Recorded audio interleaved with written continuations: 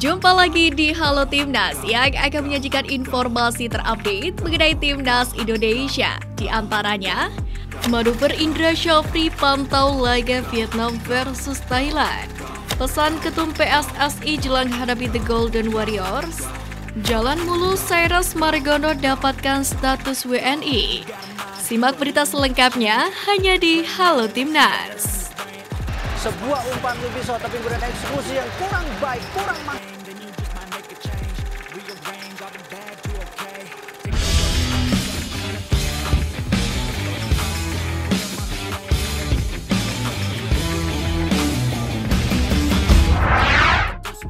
Skuad Timnas U22 Indonesia mendapatkan porsi latihan recovery pada Kamis 11 Mei.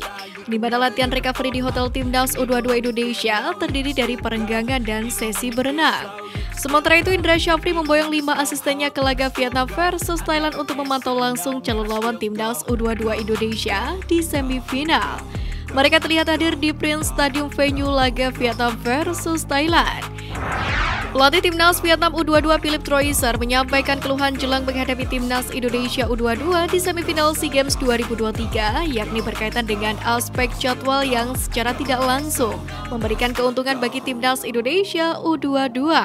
Di mana Vietnam U22 cuma memiliki waktu sekitar 1 hari untuk istirahat dan mempersiapkan diri lantaran baru menghadapi Thailand pada Kamis, sementara Timnas U22 memiliki waktu istirahat lebih panjang dari The Golden Star Warriors. Selain soal jadwal, Philip Troisser juga mengeluh soal badai cedera yang dialami timnya. Dia mengklaim Vietnam U22 terancam cuma membawa 17 dari 20 pemain di babak semifinal nanti. Vietnam akan menghadapi Indonesia pada partai semifinal yang diadakan di Olympic National Stadium setelah menahan imbang Thailand di laga pamungkas Grup B. Jelang laga ini, Philip Troisser menyoroti periodisasi yang dilakukan Indra Syafri, di mana Indonesia banyak menyimpan pemain utamanya saat laga terakhir lawan Kamboja. Indra Syafri memang mengestimasi bila pemain utamanya harus mendapatkan istirahat selama seminggu sebelum menatap semifinal. Untuk itu, Troisser lebih memilih merendah dan memuji kekuatan Timnas Indonesia. Pada babak semifinal, Timnas Indonesia U22 akan bersua dengan Vietnam. Menjelang laga ini, media Vietnam melempar pujian tinggi kepada Timnas Indonesia U22. Marcelino Ferdinand dan kolega dinilai sangat berbahaya, di mana rekor manis di fase grup yang membuat Timnas Indonesia U22 disebut sebagai calon kuat juara SEA Games 2023. Walaupun demikian, media Vietnam itu tetap memperingati pasukan Indra Syafri untuk tidak menganggap remeh negaranya. Erick Thohir tak bisa menutupi rasa gembiranya atas pencapaian Timnas Indonesia U22 di SEA Games kali ini, di mana skuad Garuda Muda makin dekat dengan target membawa pulang medali emas setelah 32 tahun lamanya.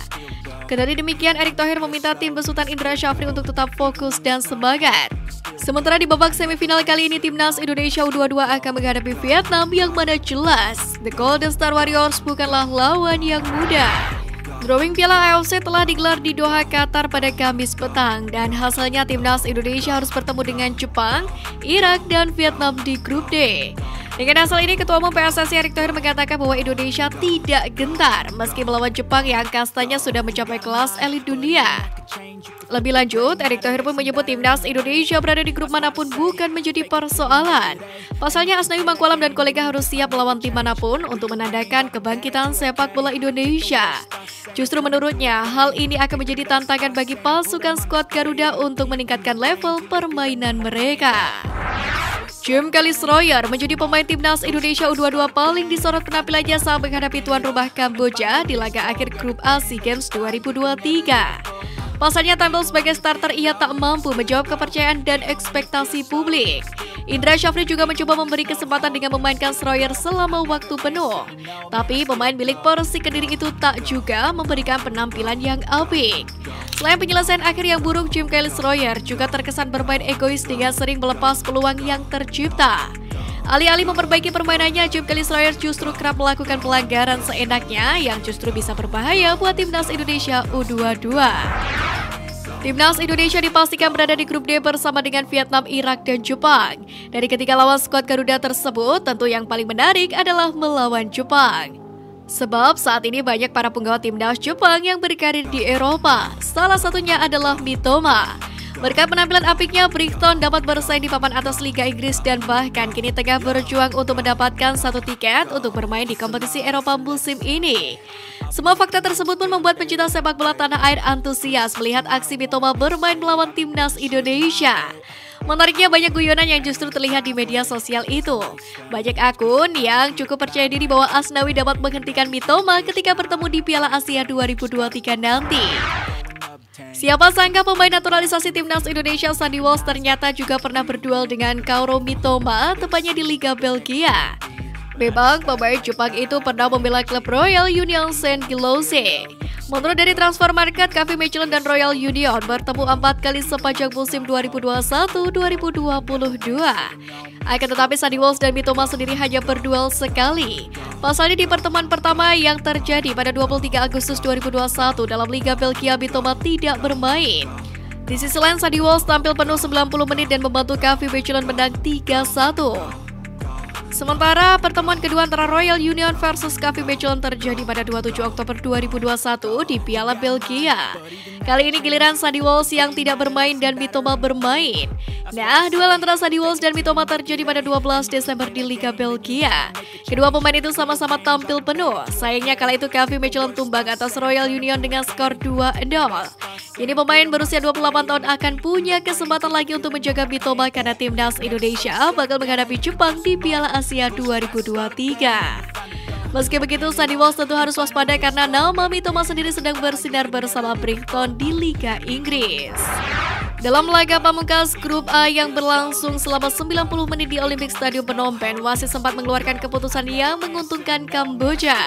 Sebagai informasi, wasit yang memimpin laga tersebut yakni wasit asal China bernama Shen Yinhao. Keputusan aneh itu ia keluarkan saat laga memasuki menit ke-80 saat skor pertandingan masih 2-1 untuk keunggulan timnas Indonesia. Saat itu wasit memberikan hadiah penalti kepada Kamboja setelah bek timnas Indonesia U22 Muhammad Ferrari melanggar pemain Kamboja.